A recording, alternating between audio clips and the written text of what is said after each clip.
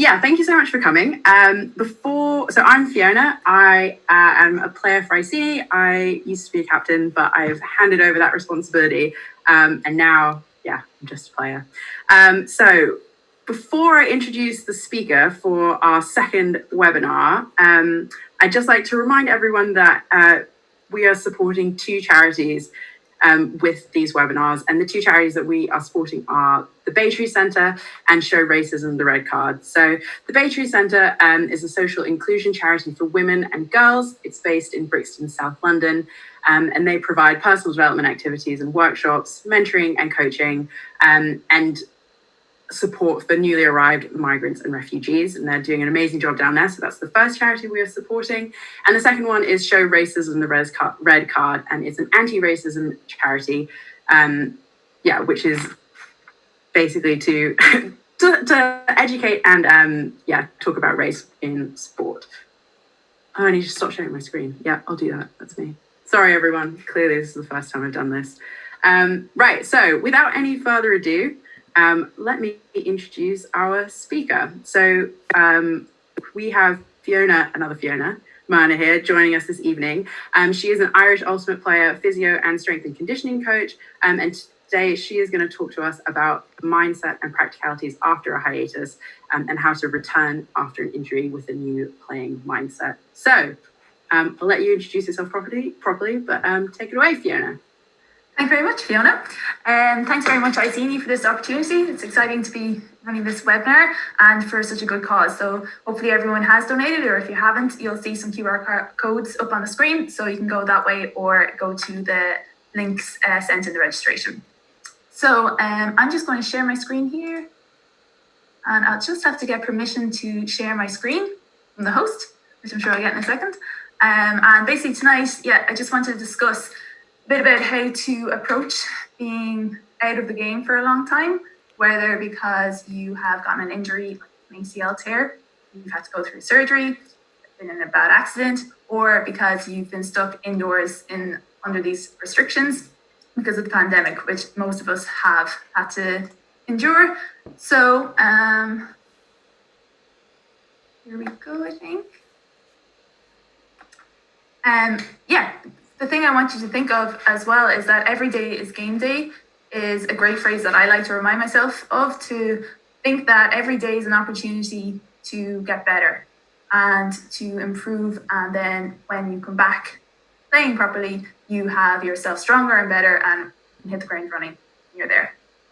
So my experience with matters like these, so I mentioned an ACL tear. I've actually had my own ACL reconstructed few years ago. I've had simultaneously broken elbows, so both sides at the same time. I've had foot surgery. So all of these have had me out for several months or even over a year for the ACL.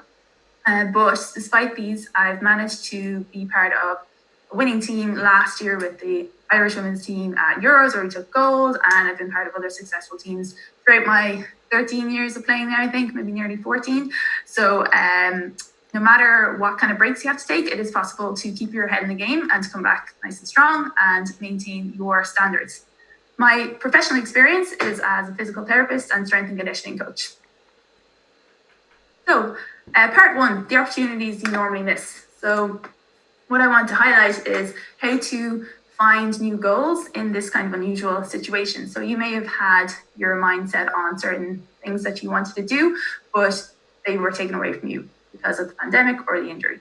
And so you want to be able to reset your goals rather than just feel like you have to throw them out the window. The other thing is to realize that what you do now, it matters. That the differences you're making now can really pay off in the long run. The important thing here is to realize that going for a running session today is not really going to count for much in 3 months, 6 months, a year. But you go for a running session once, twice, every week between now and a year, now you're making a difference.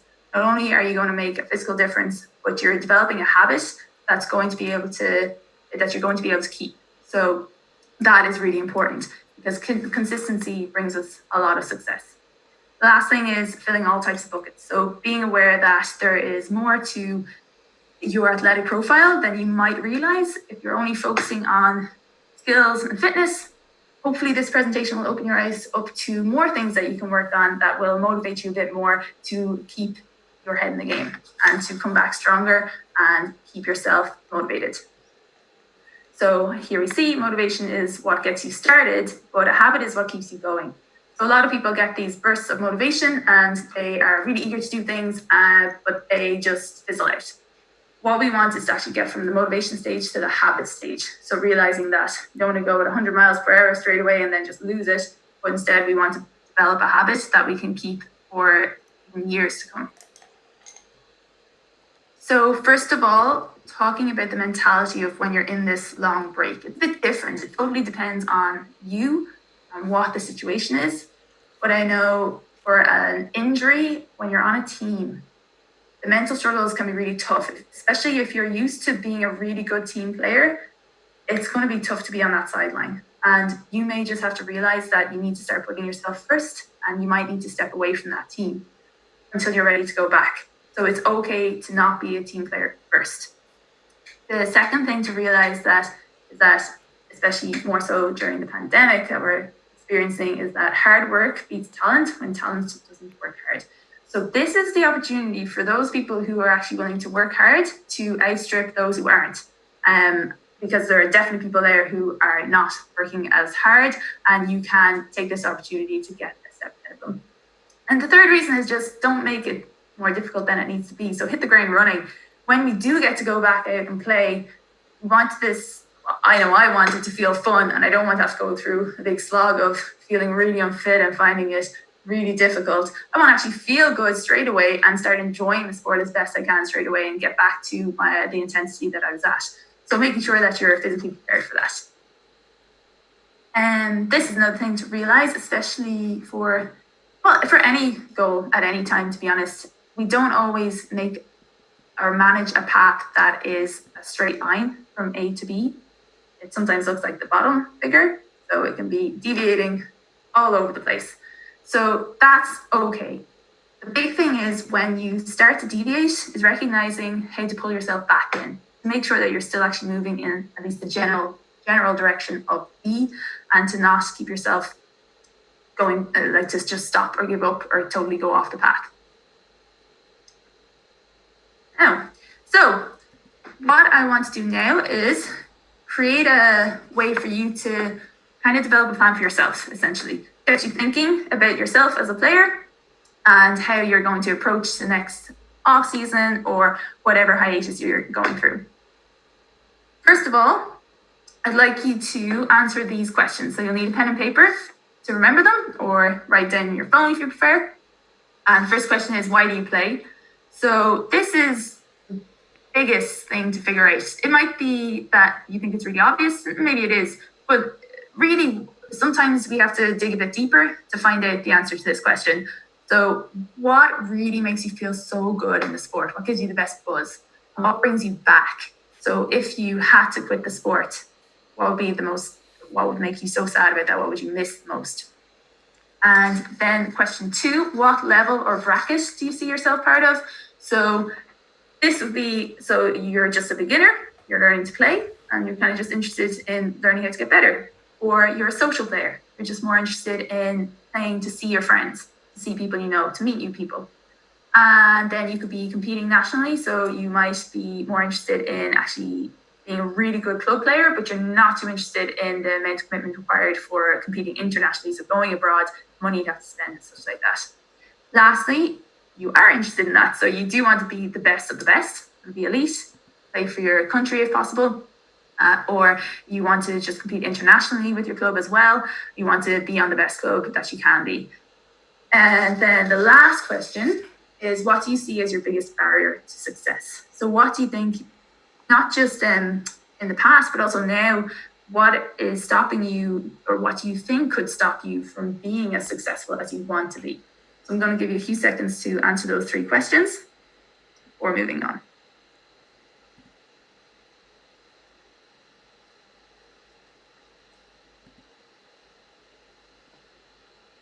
All right. So next up, I talked about buckets earlier. This is going to be a list of buckets. So I didn't really explain the buckets concept yet.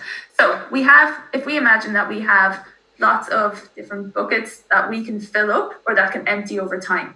They're basically things that we want to have as full as possible, but they don't always work out that way, or we have to compromise, or we have to be more focused on one more than the other at certain times. And that means that another bucket is emptying at that time. So what we want to do is look through this list, make 3 categories for yourself. One is things that you think you're doing really well already. The middle category is ones you kind of acknowledge, but you're not really trying too hard at. The third one is something that you just haven't even thought about, or you never go in that section. And try to make those 3 lists. And I'll give you a second for that. One thing I'm going to explain here about the lifestyle is that what I mean by that is, are you, not these days, but do you go out a lot, or do you drink a lot of alcohol? Do you go to bed at kind of wild hours? Do you smoke? Do you feel in control of your time? Are you constantly on the go? Are you quite stressed? So that's kind of what this lifestyle management is about. So when you've got that list, you might have a better idea then of what you think you'd like to focus on. But I'm going to go through just 3 of them to give you an idea of things that you could work on within those. And then if you have any questions, if I didn't cover anything, you want to know more, just make sure to put the questions in the chat and we'll get to them at the end. So, nutrition.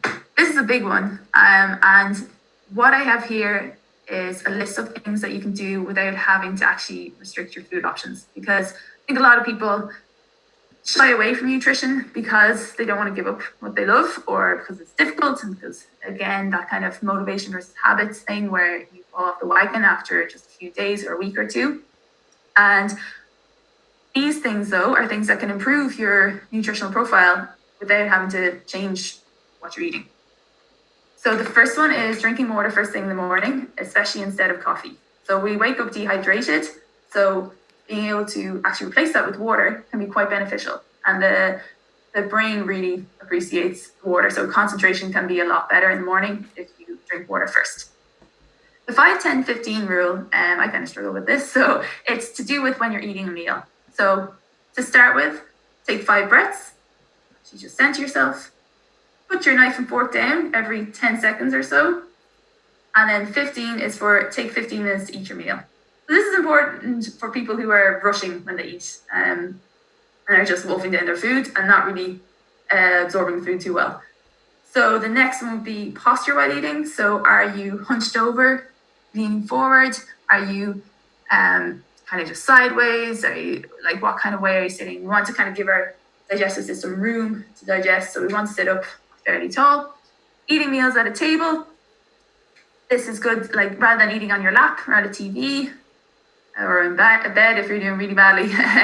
But we want to be able to eat meals at a table, preferably. Making your environment sugar-free. So that's really important. Like, just having good environments can help you eat better. And again, it doesn't mean you don't eat sugar at all, but you can just keep it out of your home office space, which I'm sure most of us are in now.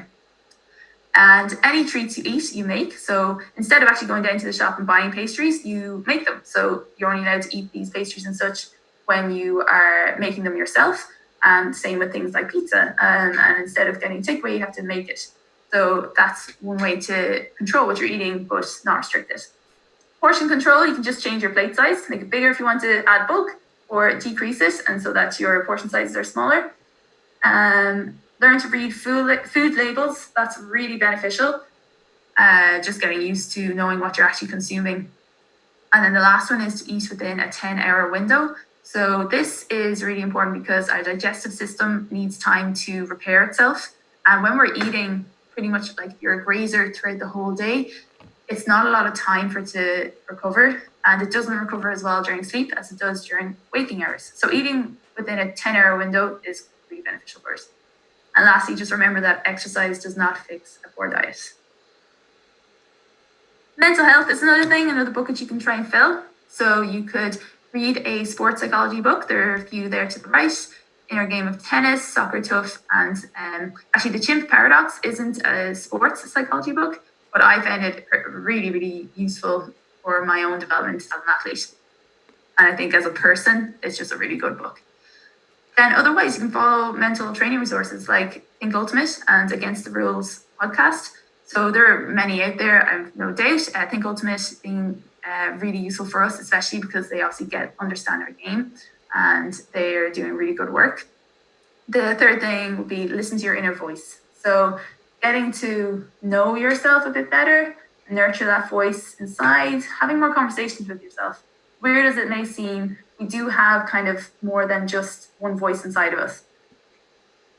Another thing is to practice visualization drills to create a personal highlight reel. And lastly, you can devise a personal narrative for going into games or trainings. So some people don't actually visualize very well. So we're all built with a different capacity for creating images in our minds. So if you're not very good at the visualization, you can just create more sentences and words, buzzwords, to trigger yourself into a more positive person if that's what you're looking to be, or to get yourself more hyped up for a game. The next thing is breath work. So massively beneficial for anyone is to work on the way that we breathe. So it's very popular these days as well, because we're realizing how much it impacts. It impacts movement, your mental health, your physical health, and some conditions like asthma can be improved with just breath work. And it also really helps us athletically because it helps us move better. So the diaphragm is a big muscle, and I'm going to show you in the next slide how it works, how it moves. So it, just like other muscles, it should be strengthened, it should be lengthened, it should be able to go as short as it can and as long as it can through good range of motion to work well. And then also we want to be able to coordinate the correct muscles for inspiration and expiration, which then allows us to move and feel better. Because a lot of people can be using their neck muscles to breathe in instead of their diaphragm, for example. We want to improve CO2 sensitivity. So carbon dioxide is actually our friend. It's not really an enemy. So as much as we want to get oxygen in, having a good level of carbon dioxide in our system helps to smooth the muscles, helps to relax the smooth muscles of the lining of our airways, capillaries and arteries. It helps regulate our blood pH, and it actually allows more oxygen to be released and used by the muscles. We can also improve our recovery by practicing our breath work. We can improve our fitness levels, and we can tap into our parasympathetic and sympathetic system as needed through the way that we breathe. So our parasympathetic system is our rest and digest system. So it keeps us calm. It's how we should be most of the time during the day. But our sympathetic system is what we want to kind of tap into a little bit more when we're playing sport. And we want to get a little bit more of an adrenaline high. And we expect to be in that system in the gym as well. So in this, hopefully this works okay. Just want to show you, the diaphragm is just that large pink muscle at the bottom of the rib cage there. And we're going to go up to this point right here, just to see how the diaphragm moves and how the rib cage moves around. Just to give you a really good visual. See, the diaphragm is actually attached to the low back vertebrae and the rib cage, the lower 6 ribs. So it has a massive impact on our ability to move well because of that. And a lot of kind of back pain or stiffness and hip stiffness as well can be because our diaphragm isn't moving that well. So it's something to think about in your training. So part 2. After you've done all this great work during the break, how are you going to try to avoid injury after it and you're coming back? Well, 2 big things are to reevaluate your position, really recognize where you are right now, and also then to spot yellow flags during your training, during the period of training, so that you can give yourself a warning sign that maybe you need to take a rest, for example. I got sent this last week and I just thought it was quite correct. Work out smart, not hard. A lot of people are at the gym and they go and lift the big weights. Actually, the small weights are lighter and much easier to lift. So I just put this in because it's true. Like, don't feel like you have to go for the big stuff first. Go for the lighter stuff and build up. It is easier and it's less likely to hurt you. And it's very easy to add weight. It's a lot harder to have too much weight, get hurt, and then have to go backwards again. So returning to training then, yellow flags would be that your breathing rate. So the yellow flags, are just little warning signs basically. Nothing bad has happened yet, but there are signs that something bad might be about to happen. So breathing rate, if that's going up, when you're marking someone sometimes and they are massively out of breath and they're really struggling, that's something maybe you want to be like, you want to just take a break, or you want to recognize it in yourself and just sit yourself out. Relative perceived exertion, or PE. If you take a note of how difficult you're finding all your training, whether it's gym work, running sessions, training, tournaments, whatever it is, you can kind of mark out of 10 how difficult it is as you go along. If you're starting to get a lot of 8s and 9s and even 10s, then you're at a really high point and you're probably going to want to have to take a couple of days off and step back, do your next session at a lower intensity. That brings us into max intensity and volume. So your max intensity is more about how much, like how fast you were going and for how long and how often. Or it's more like your max speed and effort that you put into the session. And then your max volume is more like how much you're actually doing overall. So these are really important to be aware of. Because if I think about what I'm doing now, like I'm playing a few days of a bit of pickup and lighthearted games, and I could do 3 or 4 of those a week and I'd be fine. But if I went into 3 or 4 high intensity sessions with the Irish women's team now, I would not be recovering that well, and I would not be going down so well, basically. So that's where intensity and volume play together. And it's really important to take note of both. The 10% rule is that whatever you did the week before, don't increase it by more than 10%, roughly. It is just a guideline, but essentially, if you suddenly spike your training, it's not going to affect you that week, possibly. It's actually the week after that you're at a higher risk. So if you have a sudden spike in volume or intensity, be careful the following week. Try not to keep spiking and just be mindful of these other yellow flags. Your recovery, so how much of it you're having and how good it is. So things like sleep and nutrition are really important for recovery. That's the kind of quality we're talking about. Breath work is really good for recovery as well. And then how much means how many hours, how many days, how long is your break in between your sessions. The other indicators for things that show that your body is really getting a bit worn down are mood swings, illness, and sleep disturbance. So if those are happening, again, they're just little signs that you need to probably take a break. So this graph just shows where you will have a stimulus, you'll get tired. So the stimulus is just in this top left, you see that arrow. You're going to then lose a certain amount of fitness because we stress the body out when we do any sort of activity that's any decent level of intensity. So then we're less fit, but the body adapts and it's like, okay, I'm going to get stronger then. And it overcompensates up on the right. But it only gets to that overcompensation stage if it's given enough recovery time. So if you go back into that same stimulus before it's reached that straight arrow going across for fitness, baseline fitness, then you're going to be even lower than that initial stimulus had you. So you need to make sure that you're allowing your recovery, that line to come back up, that curve to come back up, so that you're then in a much better condition to hit your next session.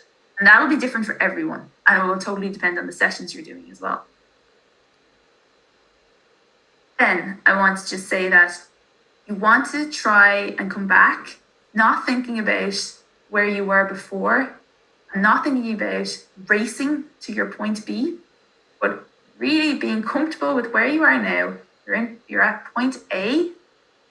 Think about where you want to go and then have a logical plan in place to get from A to B so that you're not rushing yourself, you're not overworked, and you're not feeling like there's a ridiculous timeline. So you're only giving yourself 2 weeks to get back to your normal fitness levels. You need to be patient. The body has to be given time to adapt. Okay, so part 3, this is the last part. Just a few minutes on this. So female considerations for sports. We're not fragile, just made up a little differently. So what I just want to talk about is a couple of things regarding women in sport and how to consider our different physiology in terms for your training. So hormonal influences on the female body. So the big thing is that we have 3 hormones that kind of take spikes, but the 2 main ones are estrogen and progesterone. So they really are the ones that affect us quite a bit in terms of our body kind of thermoregulation and how we're our stiffness of our ligaments and tendons as well. So higher levels of estrogen actually create more laxity in our tendons and ligaments, and therefore we're more susceptible to a sort of injury in those areas. And that's why it's really important for women to think about stability training. And it's also one of the contributing factors, I think, in why women have more ACL ruptures than their male counterparts. So if we're super flexible, great, but if we can't control that flexibility, not so good. So other differences will be this Q angle, you can see on the left. On women, because we have a wider pelvis, wider hips, we're going to have a greater angle where that femur comes in. So between the hip and the knee, it just means that our knee comes in more, and therefore it's a bit harder to control again. The other difference is that our center of mass is lower. Now, to be honest, we don't really have, I haven't seen any research to say that indicates or it gives us a greater injury risk, but it's just something that I'd point out. But the big thing that I find in research is that the neuromuscular control is a big thing, a big difference. Females seem to fire their muscles differently when challenged with a stability task of stability. And for example, this unanticipated side cut and cross cut maneuver. So I think totally just opinion based, but I think some of this may be related to girls quitting sport right when their bodies are starting to change. So hitting that age, the puberty basically, we start to see a big drop off in girls playing sport. And so then when they come back to sport when they're adults as well, we can see that they may not be as capable of controlling their limbs.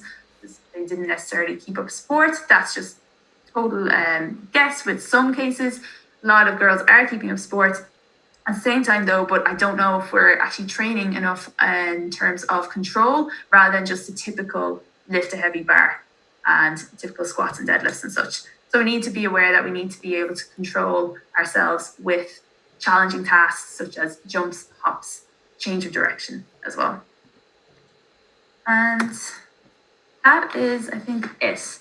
So if there are any questions, let me know. The 2 main charities are up at the top of the screen here. So the Patriot Centre and Show Racism the Red Card. If you want to donate, please do. And if you have any questions, let me know.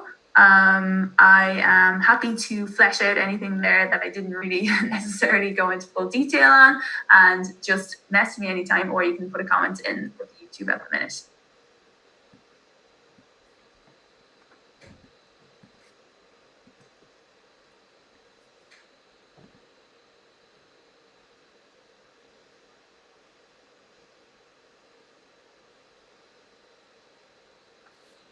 I think I'll just wait for Fiona. Cool. I'm joining you. Hello. I don't think we had any questions just yet, but I can ask you one. So I have actually also suffered with a lot of injuries, long injuries over my playing career. I'm actually in the middle of a hiatus right now. So I would ask you then, so one of the things that you talked about was like not trying to run from point A to point B and creating a logical plan to get you there. So do you have any tips for when that logical plan is derailed, right? Because often you get given like a return to play plan, and then for whatever reason, your body just doesn't agree with it, or you end up taking a few steps back. And I've found that really affects my mental health. So do you have any tips for like dealing with a derailment or an unexpected incident, I suppose? I know what you mean. And I had that while I was recovering from my ACL as well. So I think really it's just important to put it into a bigger picture sometimes, I think. So we had this timeline in mind and we thought we were a month or 2 away. And then it turns out, we're actually 3 or 4 months away. But in the grand scheme of things, if you're 25, 28, whatever the case is, if you have another 10 years of playing, if you're only 18, if you're 20, you've got a much bigger time to actually get back and be able to play fully in the way that you want to play as well. So being aware that there's a bigger timeline there than just what you said initially. And I think adding time, giving yourself a buffer at the start can help as well. So like trying not to think, I'm definitely going to make it in shorter time than they said, is helpful from the start as well, and taking it as it comes. But it's tough when it happens, but you just keep believing you're going to get to where you want to be. So, yeah. Kind of where I am at the minute. yeah. All right. Well, I can ask you more questions. I've got loads if you're happy. So I guess what the biggest barrier, I think, is often mental. It's often a mental barrier, like that whole pushing it from into a habit, right? Like, so going from doing physio when you remember to doing it to like really committing to doing all of that work. I feel like that is often like a big mental barrier for people, right? And it's sort of struggling to transition from doing something occasionally into like making it a long-term thing that you do. And I guess what do you find to be the motivation for overcoming a barrier like that? Is it just that light at the end of the tunnel, or like what kind of goes through your mind when you have that? There's a few things. I suppose one, you have to believe that what you're doing is making the difference you want it to. If you don't believe that it is, you're not going to do it. You're not going to stick with it. If you don't believe in the reason why you're doing it, or you don't actually really want it, you're also not really going to do it.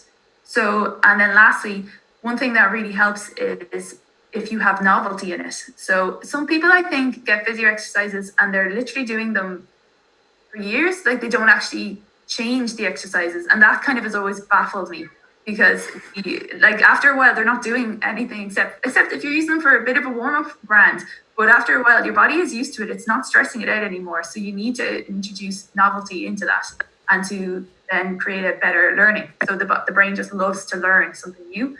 So inject something new is, I think, helpful there to keep you motivated. In terms of turning it into a habit as well, again, you just have to see it in your daily routine. So we always compare it to like brushing your teeth every day. We don't really want to do that, but we know why we do it, and we know the benefits of doing it, and we see some short-term benefits from it as well. So the more you can highlight to yourself how it's benefiting you can help as well, and remind yourself time and time again why you're doing it. I often look into the future. It depends on the thing, but if it's a big goal, I look into the future and I think, when I'm looking back, what do I want to have seen myself do? What do I want to feel proud of? And then I really want to get it done. But then for habits as well, I kind of need to figure out, what is it, like I know it helps in this way and I want that. So I have to just do it. And then sometimes just do it.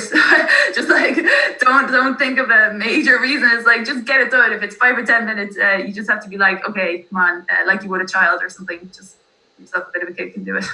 Just do it, yeah. Cool. Let me see if we have had any questions onto the chat. I don't think so as of yet, but that's fine. I will keep firing away. I think there's a question. Oh, there is one. So, yes, Zoe has asked a question. So I'll read it to you in case you don't have it open. Just out of curiosity, I remember there being a lot of discussion around at what age it's okay to start strength training as opposed to just training, so running for sports. Is there any input from you from a coaching angle? Yeah, so you can start resistance training anytime. So you start body weight. So would you ever tell a child, don't do a push-up or don't do a chin-up, don't be doing those monkey bars? That's all resistance training. So we need to not be afraid to get children or to get young teenagers into that sort of body weight control and training. When we start adding weights, it kind of depends on the person, depends on the child, but you could add it in fairly early. But again, you're not doing anything mad. You're not going to add a barbell. Just keep the simple dumbbells, maybe kettlebells. And again, you keep it to a lot of body weights. And then when they're about, say, 15 or 16, probably start thinking more. And it depends on their physical development as well. That answers it?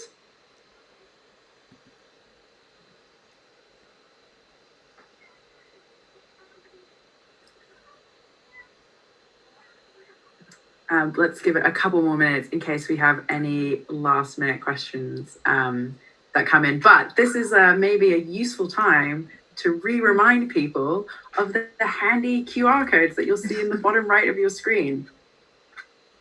Here?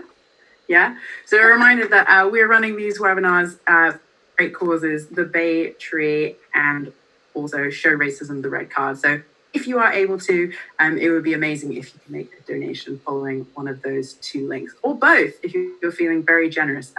It's obviously a great cause, and yeah, it would mean a lot to us if you are able to spare any change or more. Right, anything else coming in?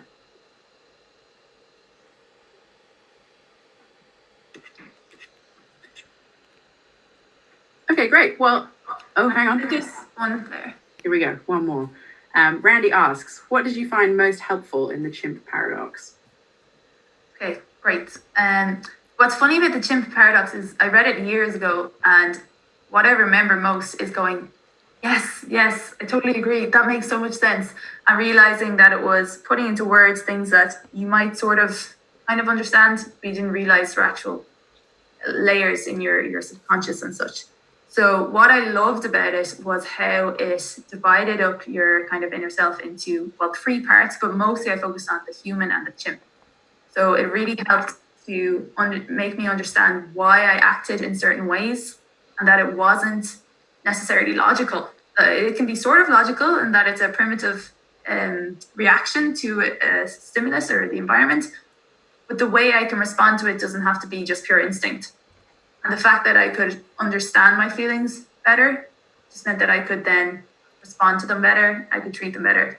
And you can see it in other people as well, which is kind of interesting as well. If you're interested in understanding why a person is acting out a bit, and you're like, hang on, this isn't very rational. There's obviously something else going on, and that's usually the chimp acting. So understanding your different layers, I think I find it really useful, and understanding my emotional responses.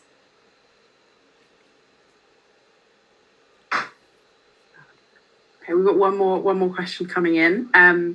So Hannah asks, how does older age, like postmenopausal, affect your requirements for recovery, etc.? I wouldn't be an expert in that, but for anyone, it's not going to be just about that alone, so that you're postmenopausal. So one thing you always want to be factoring in how you feel, as simple as that may seem, like because some people have greater symptoms than others as well. So it depends how your symptoms actually are. I would like to encourage like the relative perceived exertion. So RPE out of 10, how are you finding each session? So if it's very high, you might want more recovery after that session, versus if it's quite low, you can probably do something again the next day.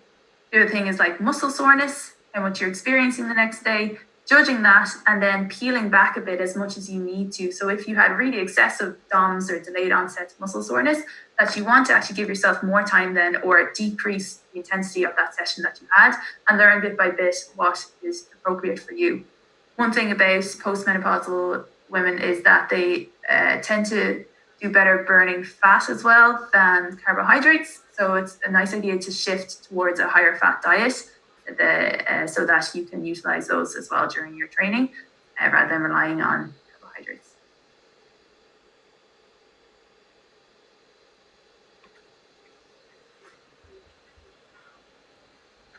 Nice. Okay, great. Well, I think that's it. Thank you so much, Fiona, for joining us this evening. And yeah, like, it's been absolutely amazing having you here. And for everyone watching, as a reminder, we've got some great sessions coming up in the next few weeks, so stay tuned and definitely follow this channel. But yeah, like, thanks so much for coming. It's been great to have you, and such an interesting and useful perspective to get from someone who not only plays our sport, but has kind of lived through the experiences that you have, and has also got the professional and technical expertise to kind of back it up. So that's been really great and really interesting for me. And I'm sure I'm speaking for the entire audience as I say that. So yeah, thanks again. Thanks so much for coming. And to everyone who's tuned in, we will see you next week. Thanks, Ryan.